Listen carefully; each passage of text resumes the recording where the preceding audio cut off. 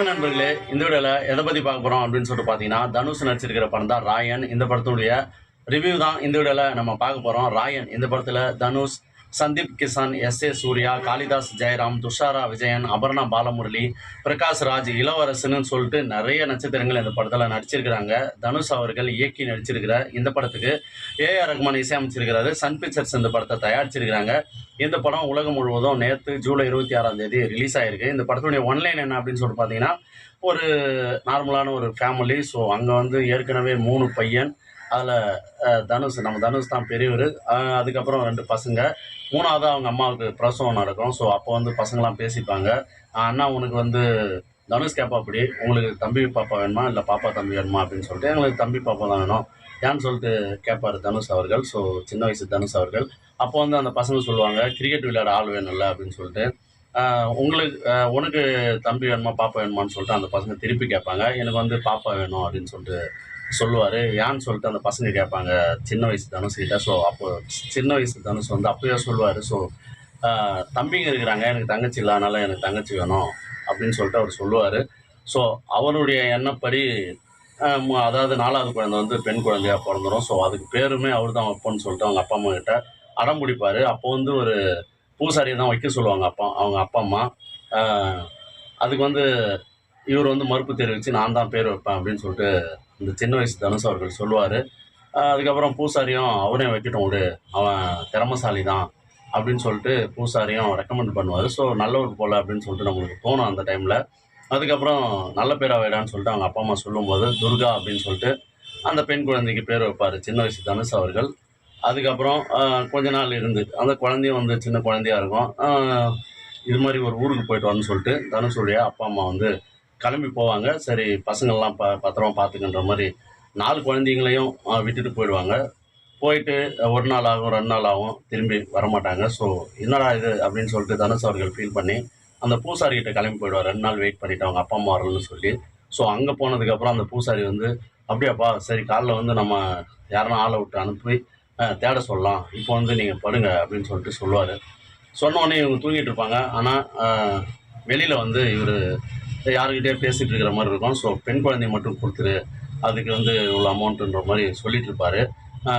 சின்ன குழந்தைரா அதை நட பண்ண போகிறீங்கன்னா அதை தான் கேட்குறாங்க அப்படின்ற மாதிரி பேசிகிட்டு இருப்பாங்க. அந்த குரல் வந்து சின்ன வயசு தனுஷ் அவர்களுக்கு கேட்டுரும். ஸோ அவர் வந்து அதான் தப்பானவங்க அப்படின்னு சொல்கிறது, பூசாரி தப்பானவன்றதை புரிஞ்சுக்கிட்டு தம்பிங்கள்லாம் ஏற்றி பாப்பாவையும் தூக்கிக்கிட்டு கிளம்புவார். ஆனால் பூசாரி அந்த டைமில் என்ட்ரி ஆகிட்டு அந்த குழந்தைய பிடுங்குவார், குர்ரா அப்படின்னு சொல்லி. அதுக்கப்புறம் இவர் எவ்வளோ சொல்லுவார் கேட்க மாட்டார். ஆனால் பக்கத்துலேயே அங்கே அருவா இருக்கும். ஸோ எடுத்து பூசாரியை வெட்டிடுவார். ஸோ அப்போ வந்து ஸ்டார்ட் பண்ணுவார், தன் தம்பிங்களையும் பாப்பாவையும் காப்பாற்றணும் அப்படின்னு சொல்லிட்டு. ஸோ அந்த இடத்துல ஒரு கொலை நடக்கும் அந்த வயசுலேயே.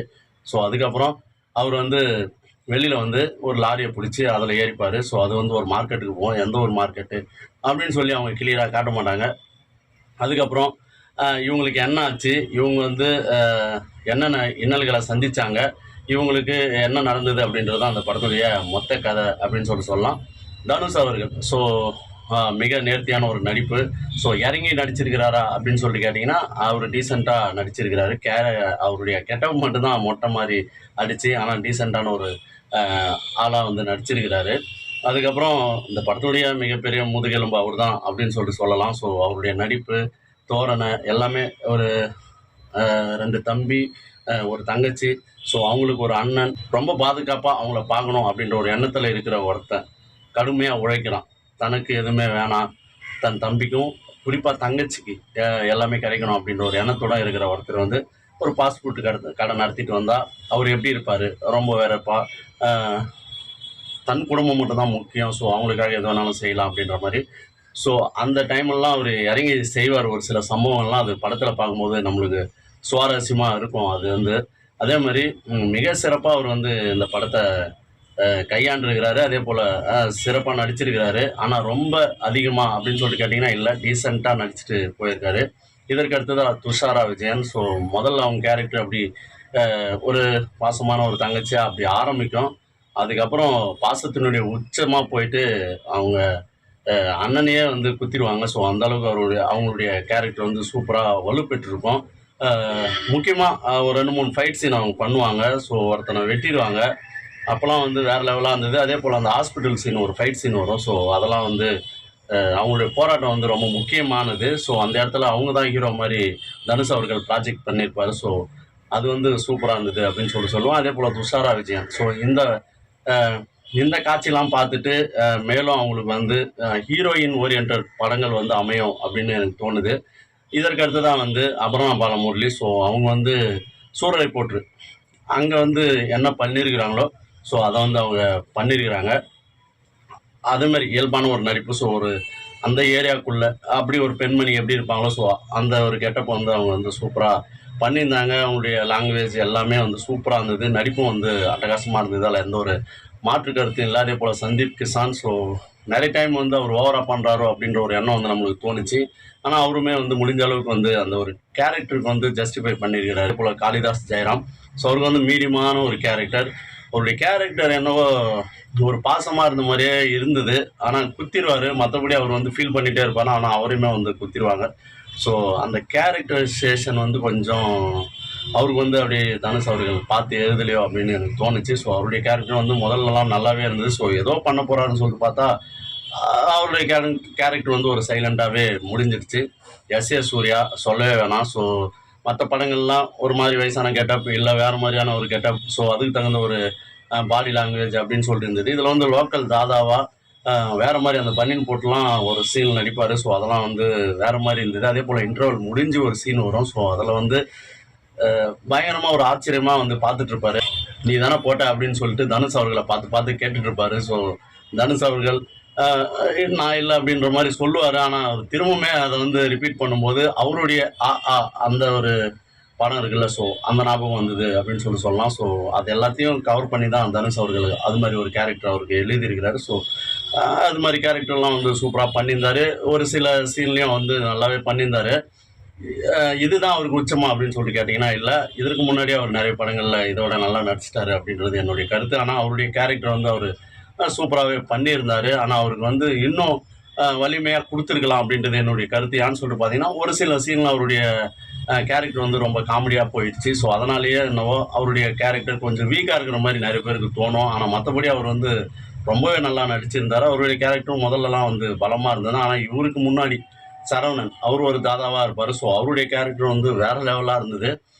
குறிப்பா வந்து ஜெயிலர்ல வந்து அவருடைய கேரக்டர் ஒரு மாரி காமெடி டைப்ல இருக்கும்.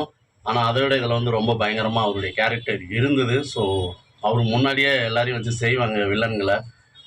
தனுஷுடைய ஃபேமிலி. ஸோ அப்போலாம் வந்து ஜெயிலர் ஞாபகம் தான் வந்துருச்சு. ஸோ அந்த ஃபைட் சீன்லாம் வந்து 3 பேர் பண்ணுவாங்கல்ல, அந்த ஒரு ஞாபகம் வந்துருச்சு. ஆனா அத விடவே இதுல வந்து சூப்பரா சரவணன் அவர்களுடைய கேரக்டர் வந்து நல்லாவே இருந்தது. அதேபோல பிரகாஷ் ராஜ் அவர்கள். ஸோ திடீர்னு சுட்டுருவாரு. என்னடா இது பழைய போலீஸா இருப்பார்ல, வயசு கம்மியான அப்போ. ஸோ அது மாரி நமக்கு தோணுச்சு. அதுக்கப்புறம் இவருடைய கேரக்டர் வேற மாரி இருக்கும் பொழுது. இவரு தான் பெரிய ட்விஸ்ட்டா இருப்பார் போல அப்டின்லாம் தோணிட்டு இருந்துச்சு. ஆனா இவருடைய ட்விஸ்ட்லாம் இருக்கு. அவரு தான் பண்றாரு. பட் வந்து ரொம்ப இம்பாக்ட்டா இருந்ததா அப்டின்னு சொல்லி கேட்டீங்கன்னா, கண்டிப்பா இல்லன்னு தான் சொல்லுவேன். ஒரு ஸ்டேஜ்க்கு மேல வேடிக்கை பார்க்குற மாரியே அவருடைய கேரக்டர் இருந்தது. இன்னும் ஸ்ட்ராங்கா அவருடைய கேரக்டரும் ப்ரொஜெக்ட் பண்ணியிருந்தா, இது வந்து இன்னும் ஒரு லெவலுக்கு அவருடைய கேரக்டரும் பேசப்பட்டிருக்கும். போல இளவரசன். ஸோ அவருடைய நேர்த்தியான ஒரு நடிப்பு. அந்த அபர்ணா பாலமுரளிக்கு அப்பாவா நடிச்சிருப்பாரு. ஸோ அவருக்கு என்ன கொடுக்கப்பட்டிருக்கோ அத வந்து சிறப்பா அவர் பண்ணிருவாரு. ஸோ இதுலயும் அவர் வந்து அத நல்லாவே பண்ணியிருந்தாரு. ஒரு டைம் வந்து சந்தீப் கிஷான்லாம் அவர அடிச்சிருவாரு. ஸோ அந்த சீன்லாம் வந்து ஒரு மாதிரி இருந்தது அப்படின்னு சொல்லலாம். ஸோ இளவரசன் அவர்கள் அவரு வேற மாரியான ஒரு கலைஞர். ஸோ அவரும் வந்து சிறப்பா நடிச்சிருந்தாரு. ரொம்ப முக்கியமான ஒரு ஆளு இந்த படத்துல யாருன்னு சொல்லி கேட்டீங்கன்னா, நம்ம செல்வராகவன் சார். ஸோ அவர் நடிச்ச படங்கள்லயே இந்த படத்துல தான் அவருடைய கேரக்டர் வந்து சூப்பரா இருந்தது அப்படின்னு சொல்லிட்டு நான் சொல்லுவேன். ஸோ ரொம்ப இன்டென்ஸா இருந்தது அவருடைய கேரக்டர். ஸ்டார்ட்டிங் டூ எண்ட் வரைக்கும் அவர் தான் வேற லெவலான ஒரு கேரக்டர். ஸோ அவர் வந்து சூப்பராவே அத நடிச்சிருந்தாரு. இந்த படத்துக்கு ரொம்ப ஆப்ட்டா அது பொருந்திருந்தது. ஒரு சீன்லாம் வந்து தனுஷ என் புள்ளடா அப்படின்னு சொல்லிட்டு அந்த வில்லன்கிட்ட சொல்லுவாரு. ஸோ ரொம்ப நல்லா இருந்தது. ஒரு டைம் தப்பிக்க விடுவாங்க. ஸோ அடுத்த டைம் வந்து அவர கொல்ற மாரி எடுத்திருப்பாங்க. அந்த சீன்ல வந்து சொல்லுவாரு, அ ராயன் உன்ன எப்படிலாம் வச்சு செய்ய போறான்னு நெனச்சாவே ரொம்ப ரொம்ப சிரிப்பா வருது அப்படின்னு சொல்லிட்டு அவரு சொல்லுவாரு. ஸோ அப்பதான் அவர் வந்து முடிச்சிருப்பாங்க. ஸோ அவருடைய கேரக்டர் இதுல வந்து ரொம்ப இன்டென்ஸ். அந்த பீஸ்ட்லாம் ரொம்ப பேசிட்டே இருப்பாரு. அ அதுல வந்து அடிக்கடி காட்டிட்டே இருப்பாங்க. ஆனா என்னடா இது காமெடியா அப்படி தோணிட்டு இருக்கும். ஆனா இதுல வந்து உண்மையாவே அவரு வேற லெவல் நடிச்சிருக்காரு. அவருடைய கேரக்டர் வந்து சூப்பரா இருந்தது. நம்ம வந்து தனுஷ் சார்கிட்ட வருவோம். ஸோ தனுஷ் அவர்கள் டைரக்டரா வேற லெவல் பின்னிட்டாரு. ஒரு வெற்றிமாறன் அவருடைய ஃபிலிம் பார்க்குற மாதிரி இருந்தது. கொஞ்சம் கொஞ்சம் ரஞ்சித் அவருடைய கலரும் வந்து நம்மளுக்கு தெரிஞ்சுது. குறிப்பாக வந்து ஃபர்ஸ்ட் ஹாஃப் ஃபுல்லாக வெற்றிமாறன் அவருடைய லெவல்லே இருந்தது. அசுரன், வடசென்னை இது மாதிரியே போச்சுங்க. ரொம்ப இன்டென்ஸாக போயிட்டே இருந்தது. இந்த படம் வந்து வேற லெவலுக்கு போக வேண்டிய ஒரு படம். ஆனால் அது எங்கே ஸ்டாப் ஆச்சு அப்படின்றத வந்து நான் சொல்லிடுறேன். இந்த படம் வந்து ஃபர்ஸ்ட் ஹாஃப் வரைக்கும் அப்படி சர்றன்னு போயிட்டே இருக்கும். நம்மளை அந்த கதைக்குள்ளே கொண்டு போயிருக்கோம். ஸோ எங்கேயுமே என்னடா இவ்வளோ பிசிறு இல்லாமல் ஒரு மனுஷன் டைரக்ஷன் பண்ணியிருக்கிறாரு அப்படின்னு சொல்லிட்டு நம்மளுக்கு தோணிட்டே இருந்தது. இது வந்து இடைவேளைக்கு இன்டர்வெல்ல வந்து அது கூஸ்பம் மூமெண்ட்டாக இருக்கும். ஸோ அதை வந்து வேற லெவலாக பண்ணியிருப்பாரு. அதுக்கப்புறம் அடுத்த சீனே வந்து வேற லெவல் இருக்கும். எஸ்.ஏ. சூர்யா கூப்பிட்டு அனுப்புவார். அப்போ போயிட்டு பேசிட்டு இருப்பார். ஸோ அதுவும் வந்து வேற லெவலாக இருந்தது. அதுக்கப்புறமும் அடுத்தடுத்த சீன் டக்குன்னு வந்து வில்லனை மீட் பண்ணுற மாதிரி ஒரு சீனை எடுத்து வேற மாதிரி பண்ணிட்டு போயிட்டே இருந்த இந்த ஒரு கதை ஒரு 40 நிமிஷம் நினைக்கிறேன். ஸோ நல்லாவே போயிட்டு இருந்தது.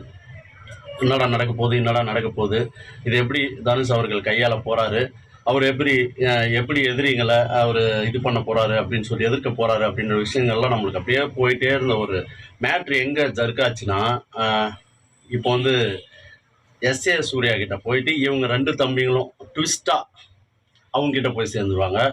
அதுக்கப்புறம் தனுஷ் அவர்களை போட தான் வரேன்னு சொல்லிட்டு தெரியாம வந்திருப்பாங்க. வந்ததுக்கப்புறம் அவங்க வந்து முடிவை மாற்றிருக்கலாம். இல்லை அவங்க வந்து இல்லை கத்தியை போட்டு ஓடி இருக்கலாம். ஆனால் அவங்க அதை 2மே பண்ண மாட்டாங்க. பயந்த மாதிரி இருப்பாங்க. அண்ணனா அப்படின்னு சொல்லிட்டு பார்ப்பாங்க. ஆனால் அவரும் குத்திடுவாரு, இவரும் குத்திடுவாரு. சரி, அதுக்கப்புறம் இவராவது மன்னிச்சு விடுவாரா அப்படின்னு சொல்லிட்டு பார்த்தீங்கன்னா, அந்த கதையில அவங்களும் என்னவோ ஏதோ ஒரு குகைக்குள்ள போய் மாட்டிக்கிற மாதிரி அவங்களுக்கே சப்போர்ட் பண்ணிட்டு எஸ்.ஏ. சூர்யா கிட்டேயே இருப்பாங்க. இவங்க பக்கம் வரமாட்டாங்க. ஒரு ஸ்டாண்டர்டான முடிவு எடுக்க மாட்டாங்க. இப்போ தனுஷ் கூட பிறந்த அண்ணன் அவர் தான் நம்மளை வளர்த்தாரு, போனாரு. அந்த விஷயங்கள்லாம் அவங்க கிட்டேயே இல்லை. அதுக்கப்புறம் ஆனால் அவங்க தங்கச்சி கல்யாணத்துக்கு மட்டும் இவங்க ஓடுவாங்க, விளையாடுவாங்க அப்படின்ற மாதிரி தேடிட்டு இருக்கிற மாதிரி ஒரு காட்சி அமைப்பு. ஸோ அதெல்லாம் வந்து ஒட்டல அப்படின்னு சொல்லுவேன். ஸோ அதுலேருந்தே அவங்க எஸ்.ஏ. சூர்யா கிட்ட போனாங்களா அவங்க தம்பிங்க. ஸோ அதுலேருந்தே அந்த படம் வந்து டவுன் ஆக ஆரம்பிச்சிச்சு. அதுக்கப்புறம் இந்த ராயன் சாங்லாம் வரும். ஸோ அதெல்லாம் வந்து நம்மளுக்கு வந்து அதுக்கப்புறம் அந்த ஒரு பாட்டெல்லாம் பெருசாக இம்பேக்ட் பண்ணலை. ஒரு சீன் நல்லா இருந்தால் கூட அதுக்கப்புறமே படம் வந்து அப்படி ஸ்லோ ஆச்சுல்ல. ஸோ அதிலே போயிட்டுருக்கோம். நம்மளுக்கு வந்து அது வந்து அந்த கதையை அங்கேயே அது விட்டுருச்சு அப்படின்றது தான் என்னுடைய கருத்து. அந்த இடத்துல இருந்து இவங்க வேற மாதிரி பண்ணியிருந்தா இது வேற மாதிரியான ஒரு படமாக கண்டிப்பாக அமைஞ்சிருக்கும். அங்கே தான் அவங்க வந்து அந்த கோட்டையை விட்டாங்க அப்படின்றது என்னுடைய கருத்து.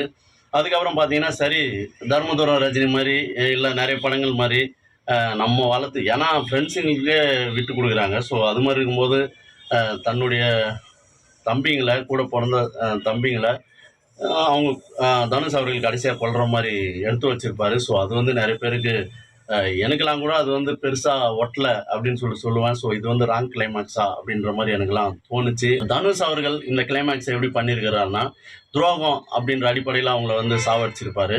ஸோ அது வந்து இந்த படத்துக்கு ஒரு பெரிய மைனஸாக நான் பார்க்குறேன். இதை வந்து மன்னிச்சு விட்டு இல்லை வேறு மாதிரி எடுத்திருந்தாலும் அது யூஸ்வலான படமாக இருந்திருக்கும் தான். ஆனால் இன்னும் தெளிவாக கொஞ்சம் யோசிச்சு அந்த சீன்லேருந்து இவங்க வேறு மாதிரி பண்ணியிருந்தா இது இன்னும் வேறு மாதிரி ஒரு படமாக அமைஞ்சிருக்கும். ஆனால் கிட்டத்தட்ட ஃபர்ஸ்ட் ஹாஃப் வேறு மாதிரி, செகண்ட் ஹாஃப் வந்து அந்த ஒரு நான் சொல்கிறேன் அந்த 35-40 நிமிஷம் வரைக்கும் வேறு மாதிரி. அதுக்கப்புறம் ஒரு அரை மணி நேரம் தானே சொதப்புனாங்க. ஸோ அது வரைக்கும் படம் நல்லா இருக்கிறதால இந்த படம் ஓரளவுக்கு நல்ல படம் அப்படின்ற ஒரு இமேஜை வந்து எட்டிருச்சு. அதனால் பார்த்துட்டு வரவங்களாம் வந்து இது வந்து மோசமான படம் இல்லை, இதுக்கு வந்து ரொம்ப ஒதுக்கிட முடியாது, இது வந்து கிட்டத்தட்ட நல்ல படம் அப்படின்ற ஒரு லெவலுக்கு தான் எல்லாருமே வந்திருப்பாங்க. எனக்குமே அப்படி தான் தோணுச்சு. ஆனால் அந்த ஒரு இடத்துல இருந்து இந்த படத்தை கிளைமேக்ஸ் முதற்கொண்டு வேறு மாதிரி பண்ணியிருந்தா இந்த படம் வேறு லெவலுக்கு கொண்டு போயிருக்கோம். அதே போல் ஏஆர் ரகுமான் அவருடைய இசையில் எந்தெந்த பாட்டையும் அவங்க வந்து பெருமையாக சொல்லிட்டு இருந்தாங்க. ஆனால் அந்த ஓப்பனிங்கில் ஒரு பாட்டு வரும், திரும்ப கடைசியிலேயும் அந்த பாட்டு போடுவாங்க கிளைமேக்ஸ் முடியும் போது. ஸோ அந்த ஒரு ஓ ராயா அப்படின்ற ஒரு சாங் அந்த லேடிஸ் வாய்ஸில் தொடங்கும். அந்த சுச்சுவேஷனுக்கு அந்த ஒரு இடத்துக்கு அந்த ஒரு இதுக்கு அந்த பாட்டு ஒரு கலர் கொடுக்குங்க, வேறு மாதிரியான கூஸ்பம் மூமெண்ட்டு.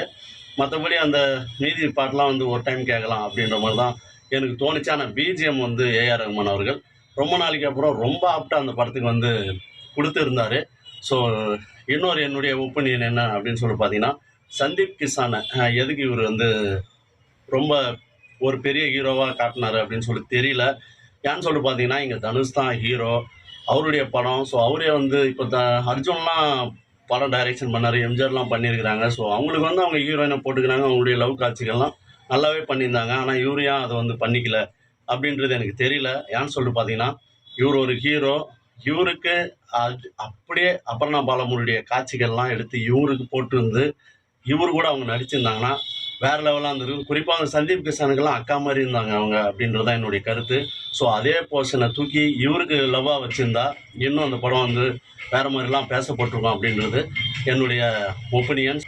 மொத்தமாக இந்த படம் எப்படி இருக்குது அப்படின்னு சொல்லிட்டு கேட்கும்போது ஒரு 75% இந்த படம் வந்து நல்லாவே இருக்கிறதால இந்த படத்தை வந்து எல்லாருமே கண்டிப்பாக பார்த்துட்டு நல்லா இல்லை அப்படின்றத மட்டும் சொல்ல மாட்டாங்க அப்படின்றது என்னுடைய ஒரு ஒப்பீனியன்.